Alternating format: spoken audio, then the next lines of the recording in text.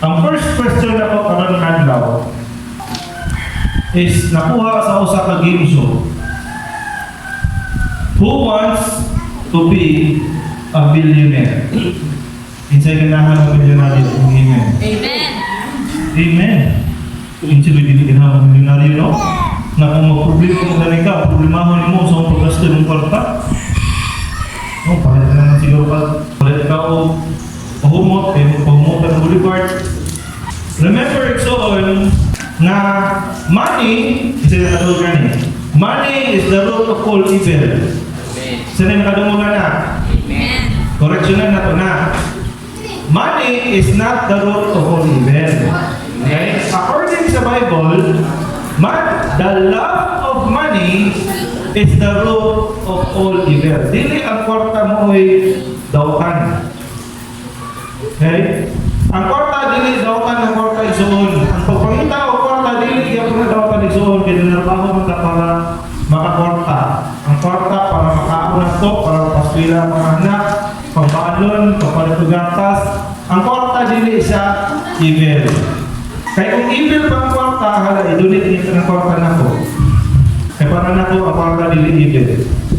Pero di ko na Bible, the love of evil, the love of money, kung paghigugma sa kwarta, nasubraan na kayo, paghigugma sa kwarta, kana ko'y sinugdanan sa paghimo o dautan.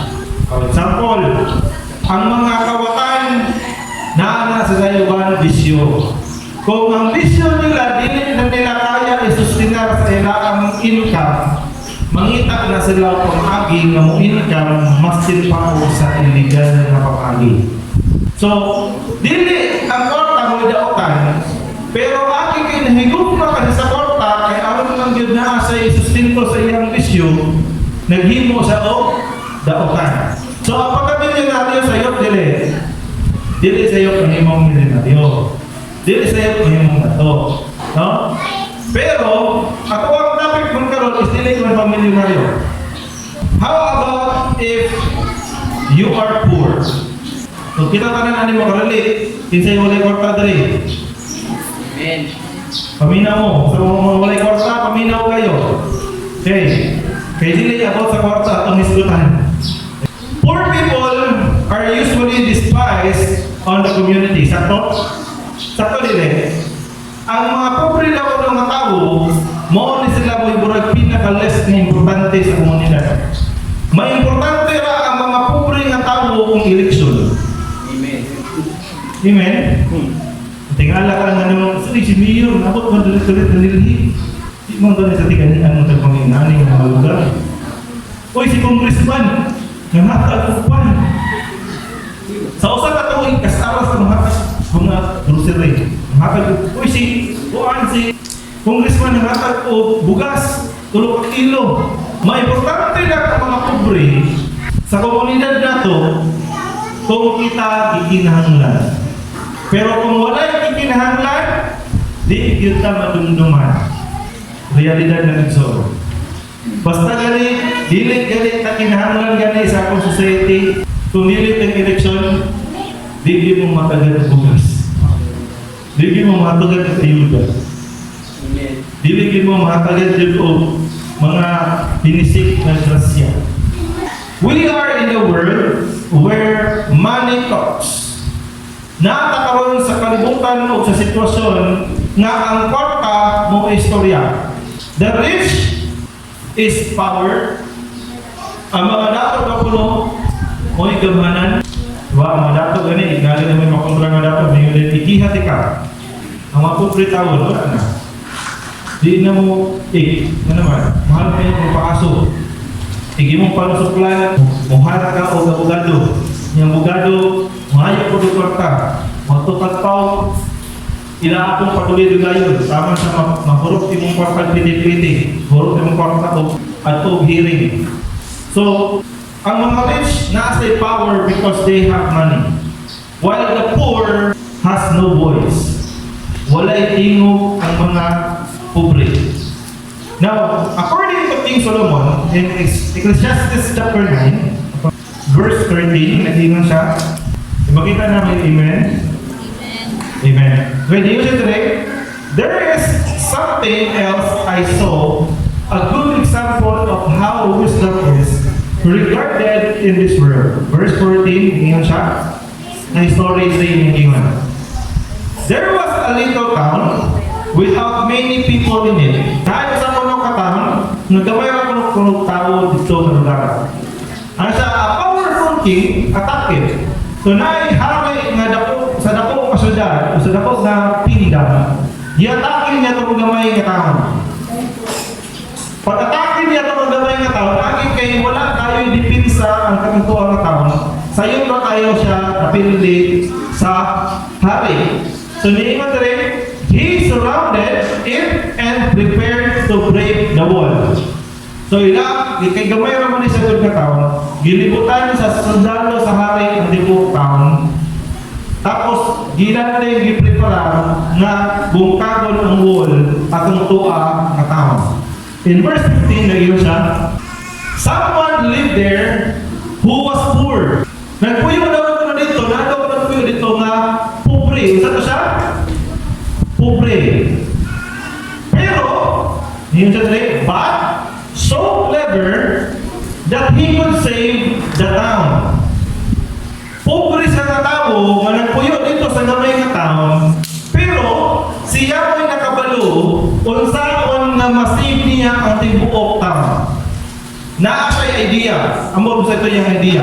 Pero siya mismo naa siya nasayo siya nga unsaon ako karon kaning tanang tao diri sa taon masave sa atak atong dako nga hari.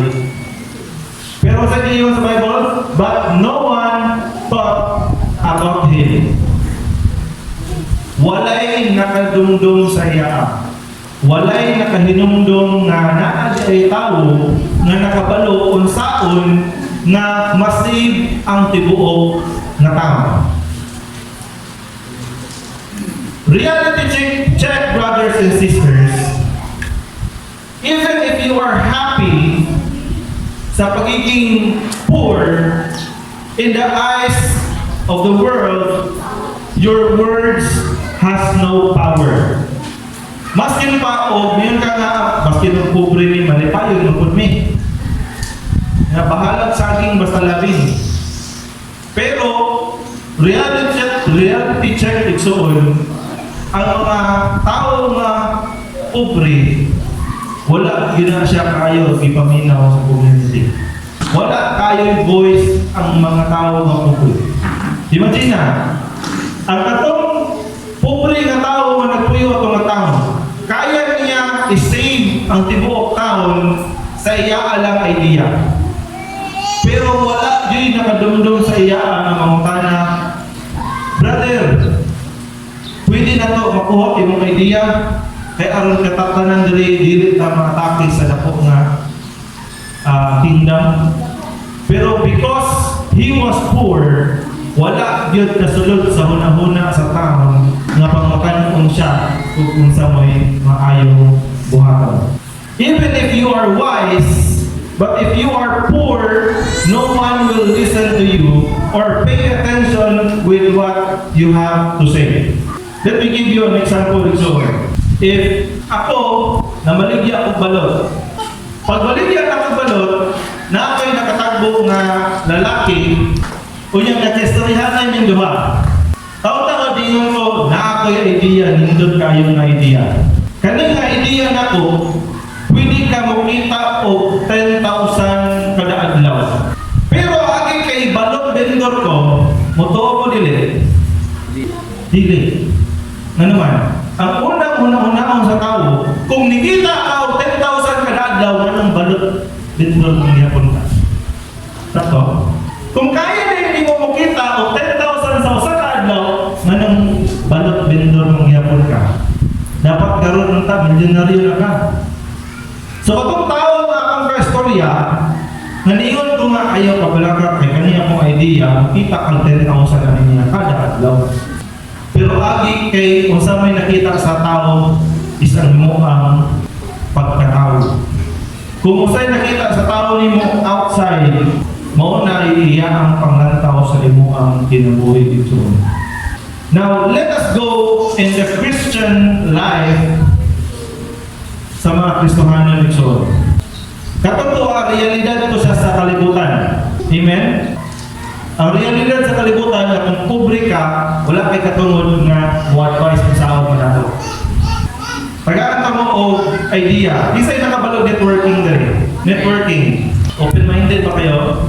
Through the training na mo dito sa kuwan, sa networking, naayo sa technique nga buhat nila, tanan. Same sa tanan, tanan coaches, usa ni siya sa mag-advise nila sa mga members. Income na mo sa networking, kanang yung income ayaw gastusa. Tigumon niyo na. Pag gumanang tigom ana, maskin pa kung nakatigom na mo mga 50,000, inyo na ni-doubt o sakyanan. Apply, nga naman nga, kinahanglan na mo i-down sa sakyanan na pwede naman ka na mo nasa income kay ano pambawi sa gastos na mo. Ngayon din si apply nga usa na sa ka-strategy nga ang tao mutuunin mo na nikita ka o dako. But in reality, katong 50,000 mo, tugay na kayo mo itong inantos o pamaligya. Pero naabay na kabig, wala. Tadhan. Ano man, huwag na dahil nga. Nantawa siya, apply mo ana sa natawa. Wala na siya, kanang balong kandor na siya. Pero natawa, naka-auto. Wala kabalo ang mga gipan-invite. Nakatawa auto, gidaw na ito ng 5,000 na. Pero no, mga auto, mga daw na ng 5,000, dito na yung mga pagawa sa sakyanan. Dinaw na sa 5,000, pagawa sa sakyanan, puno na sila ito pa. Ma'am, ang buntag ako, balot vendor ma'am, pero natawa na sa sakyanan ko, ang kailangan niya ng gustuhan. Kasi nakadalawang ganyan, anak. Na pamilya. Pero, igmuyan ka dito, magdatay ka o ka ng bike, muno ka dito sa inyo ang ikanaan, McDonald's. Muno ka dito na bike ka, yung short ka ka, hindi mo gising mo sa nina. Ay ma'am, ako din si Juan ma'am, milyonaryo ko. Totoo mo din. Kasi totoo ka niyo, katong nakasakyanan o katong nakabike. Siyempre, katong nakasakyanan. Kaya naman, mutuo ka mo income sa dako, nakasakyanan mo siya. Karon kung yun mo ni-income mo dako, pero nag-bike ako, hindi ko tuhan. Now let's go to the Christian life. Dari na tayo sa oy, murag, hindi ko pasikot-sikot, pero dari tayo ako ang pinaka-main topic, karon magawa. Igsoon, dili isa taas yun ta, pero palikamutan ako mga mamubo. For all of the Christians na nakakaroon na minaw o sa mga wala na minaw sa kumahalay na karon, same kagihapon ang pagkitabo sa kalibutan o sa tuwa ng mga Kristohan. Kung sa mo'y nakita nila sa inyo ang gawas, mauna mo ila ang panglantaw ikaw. Amen? I will tell you a story. Na ay usa ka tao, Kristohanon ni siya. Pero mo ni siya ang klase nga Kristohanon nga palit-palit. In short, karon na Domingo mo simba, pagkasunod Domingo dito mo simba, pagkasunod simana naguyog na po siya sa iyang mga barkada, inom, disco. Pagkasunod na po ng bulan, bakit na po siya na kinahanglan niya ang Ginoo ni balik na po siya simba. Paling-paling ba? Mura o, kasi tawag na, mura kawayan ba? Kawayan. Nga kung asa na pa'y puntang hangin, dito. Kung ting Domingo, ting simba, ato simba. Pero yung ting trabaho, pag-abot Friday, fly day. Dito bukas sa inanan. Igsoon, kung saan mo'y makita sa kalibutan sa iyong ikaw na. Now, kanina tao, lukewarm ni siya na klase na tao. In short, usahay sala sa init, usahay sala sa lamig. Usahay Kristohanon, usahay kalibutanon. Karon naabot siya ng panahon na naay iyang amigo. Iyang amigo na problema kayo. Problemado kayo siya na kabalo ang tao na gikinahanglan yun niya o pag-ampo. Ano ba? Kristohanon na siya. Kristohanon na siya. Christian siya, pero dili na siya active nga Christian. Karon